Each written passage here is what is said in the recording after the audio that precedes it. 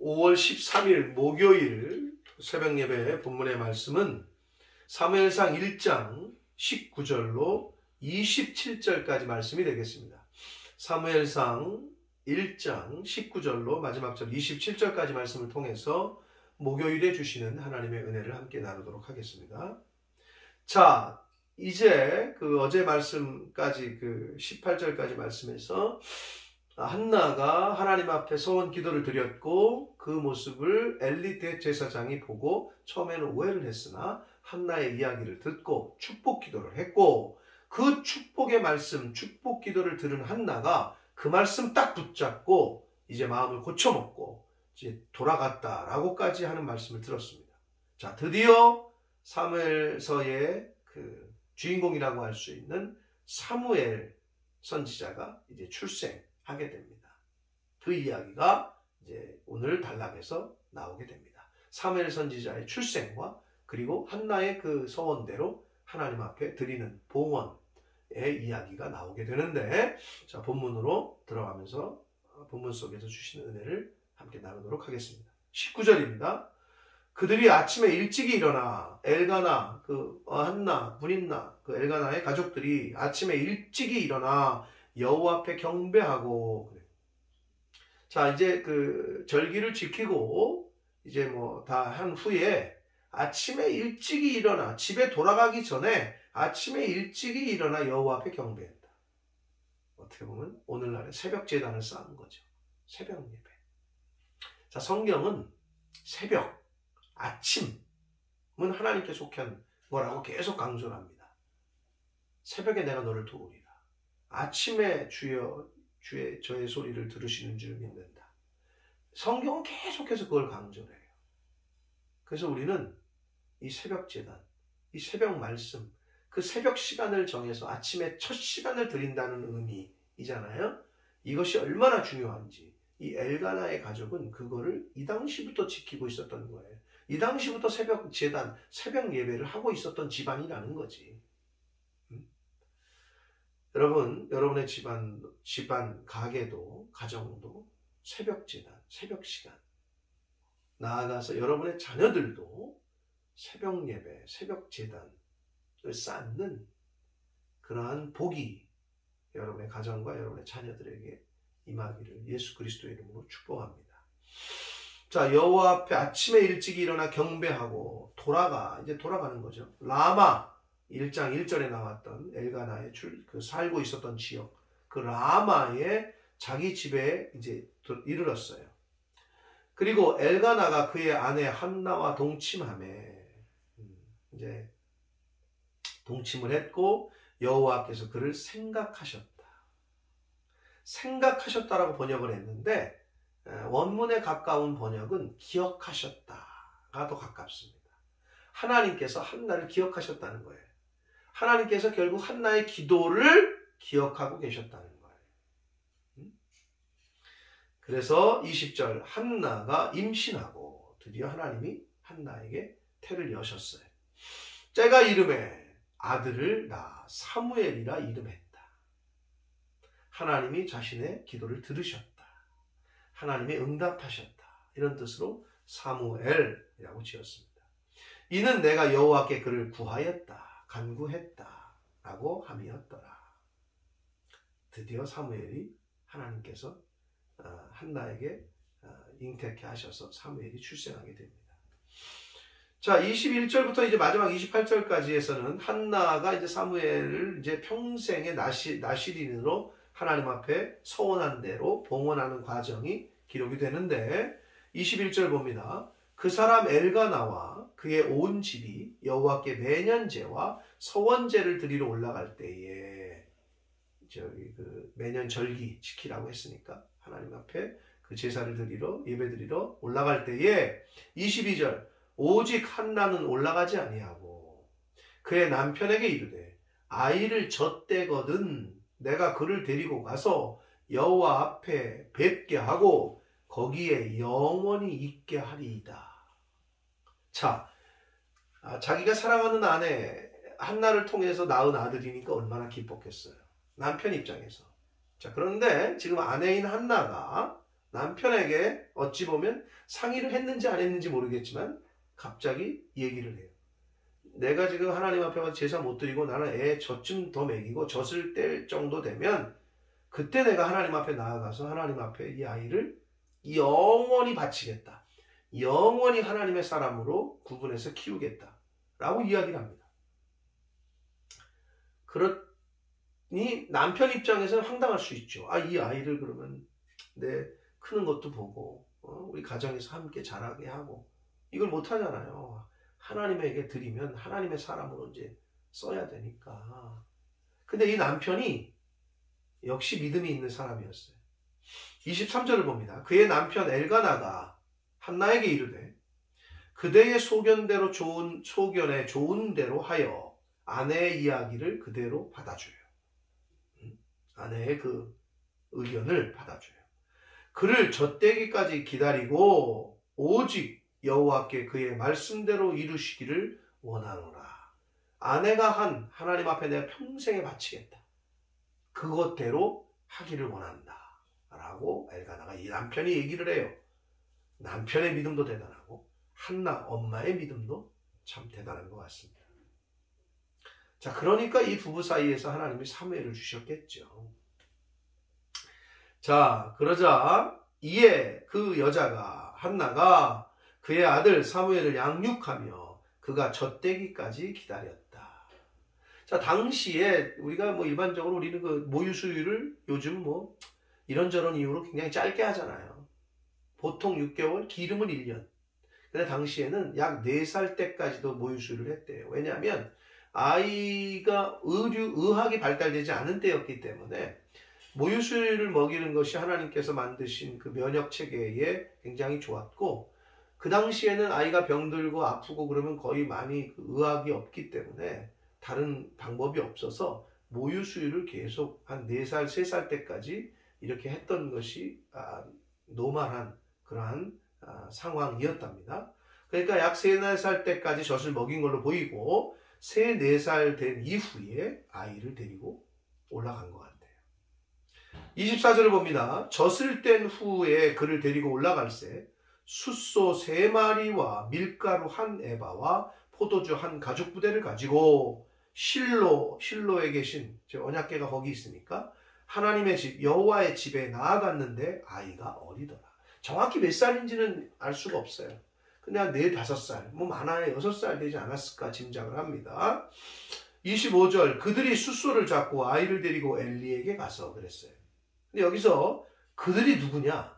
언뜻 보면 그 한나와 어린아이? 그럴 수 없잖아요. 한나와 어린애가 무슨 소를 잡아요. 여기서 말하는 그들은 소를 잡는 행위는 또 제사장들이 할 수 있었던 거기 때문에 아마 그 제사장들, 홈리와 비느하스, 엘리 대제사장의 아들이 포함된 그 제사장들이 숫소를 잡고 아이를 데리고 이제 엘리에게 가서 26절 한나가 이르되 내 주여 당신의 사심으로 맹세하나이다.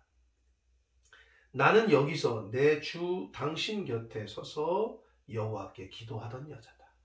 그러니까 자기가 옛날에 자기가 자식이 없어서 하나님 앞에 자신의 마음을 심정을 다 쏟아내면서 토로하며 울며 하나님 앞에 기도하는 여자라는 걸 밝히면서 27절 이 아이를 위하여 내가 기도하였더니 내가 구하여 기도한 바를 여호와께서 내게 허락하셨다. 내 기도를 들으시고 하나님께서 나에게 아들을 주셨다 이 말이죠. 28절 그러므로 나도 그를 여호와께 드리되 그의 평생을 여호와께 드리나이다 하고 그가 거기서 여호와께 경배하니라. 이렇게 말씀하고 있습니다. 자, 이게 좀 굉장히 중요한데요. 자, 한나가 어린 사무엘을 데리고 실로에 가서 대제사장 엘리에게 가서 이제 예배 드리고 하나님 앞에 제물 드리고 엘리 대제사장에게 가서 그 아이를 자신의 과거 나 이렇게 기도하고 당신이 이렇게 축복했고 그 축복을 하나님께서 그대로 말씀대로 이루어 주셨다. 그래서 내가 이 아이를 하나님 앞에 드리고 그의 평생을 드리겠다 하고 그가 거기서 여호와께 경배했다. 근데 여기서 일단 중요한 거 마지막 그가 한나냐 사무엘이냐 여러 가지 의견이 있습니다. 그런데 원문을 통해서 볼 때는 한나보다는 어리지만 사무엘이라고 보는 시각이 많은 복음주의 학자들의 견해입니다. 일단 여기서 그가, 마지막 그가, 즉 사무엘이 거기서 여호와께 경배했다. 근데 여기서 또 28절에 보면 나도 그를, 이건 지금 한나가 얘기하는 거예요. 사무엘의 엄마 한나가 여호와께 드리고, 그의 평생을 여호와께 드리고 여호와께 경배하고. 자, 여호와께가 세 번이 나오는데 한글 개역 개정은 여호와께라고 번역을 했어요. 그러니까 근데 이 히브리어 원문에 보면 여호와께라고 번역한 이 단어가 여호와를 향하여라는 뜻도 있지만 영어의 for, 여호와를 위하여라는 뜻이 있는데 히브리어의 원문의 의미를 살려서 번역을 할 때 하나님을 위하여가 더 원문의 의미를 살리는 번역입니다. 그래서 이거를 여호와께 드리고 여호와를 위하여 내가 이 아이를 하나님 앞에 드리고 그의 평생을 여호와를 위하여 하나님의 뜻을 구하고 하나님의 뜻을 이루는데 하나님을 위하여 드립니다 라고 번역하시는 것이 더 좋습니다. 물론 향하여도 됩니다만 이 위하여가 더 원문의 의미를 살린다. 그리고 그 마지막 그가 거기서 여호와께 경배했다는 것은 한나라고 보는 견해도 있지만 어리지만 사무엘이 거기서 하나님을 위하여 경배했고 하나님께 경배했다라고 해석하는 번역이 그 해석이 또 많은 인정을 받고 있는 해석이기도 합니다. 자, 한나는 하나님께서 하나님의 자녀를 주신 것을 너무 감사해서 지금 사무엘을 하나님 앞에 이렇게 복원합니다. 하나님의 사람으로 하나님을 위하여 일하는 사람으로. 이 과정에서 엘가나 남편의 또 믿음 그리고 한나의 믿음이 여기 드러나고 있는데 대단한 신앙의 집안이었다는 거. 그리고 이 신앙의 엄마 아빠 밑에서 또 대단한 사무엘이 나왔다는 거. 사랑하는 성도 여러분, 신앙의 유산을 물려주는 그러한 가정들 되시기를 축복합니다. 한서라고 책 이름인데 한서, 중국의 역사가인 반고라는 사람이 중국의 역사가 반고가 저술한 중국의 역사서예요. 한서에 이런 말이 있습니다. 유자 황금 만영 불여 일경이다. 유자 황금 만영 불여 일경이다. 이게 무슨 말이냐면 자식에게 물려주는 황금 상자, 황금, 재산, 돈보다는 이 자식에게 물려주는 돈은 한편의 경서만 못하다. 불여 일경. 한편의 책, 좋은 책만 못하다는 거예요. 아무리 많은 황금, 아무리 많은 재물을 물려줘도 한 권의 좋은 책보다 못하다는 거예요. 사랑하는 성도 여러분, 믿음의 가정인 하나님의 믿음의 가정에서 조차도 하나님을 잘 섬기고 믿음과 신앙을 상속시키기보다는 아파트를 물려주고 돈을 물려주고 주식을 물려주고 정신 똑바로 차리지 못하면 이러한 세상의 흐름에 우리도 휩싸일 수밖에 없습니다. 무엇을 물려주시겠습니까?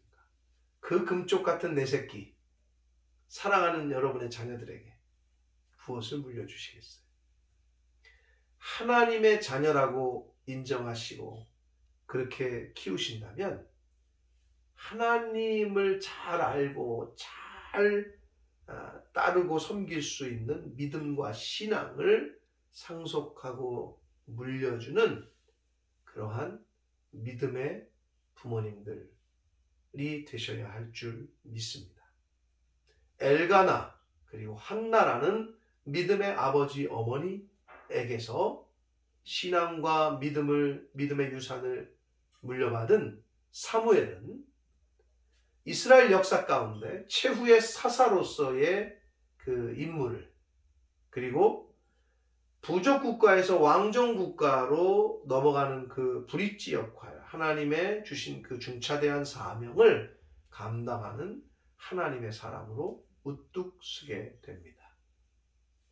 바라기는 부모가 되신 분들, 자녀가 있으신 분들은 이러한 신앙의 믿음의 유산을 물려줄 수 있도록 그러한 부모님들 되시길 힘쓰시고, 또 여러분의 그 믿음과 신앙이 여러분의 그 자녀들에게, 하나님의 자녀들에게 잘 흘러가고 상속되어지는 그러한 복된 가정, 하나님이 인정하시는 그러한 가정, 믿음의 가정들 다 되시기를 예수 그리스도 이름으로 축복합니다.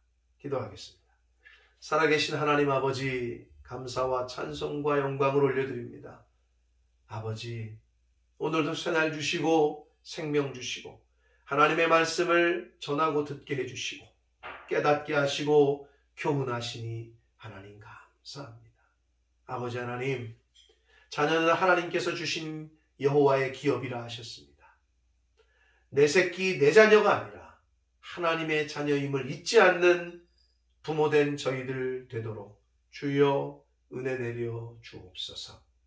그 하나님의 자녀들에게 과연 무엇을 물려주고 무엇을 유산으로 상속시킬 것인지 바라기는 엘가나와 한나처럼 사무엘에게 하나님을 잘 믿는 그 믿음을, 그 신앙을 상속시키는 그 엘가나와 한나의 모습처럼 이 말세지만의 재물이 아니라 하나님을 믿는 그 믿음과 신앙을 잘 상속시키는, 잘 물려주는 그러한 은혜가 이 영상을 보는 모든 부모된 자들에게, 믿음의 가정들에게 있게 하여 주옵소서.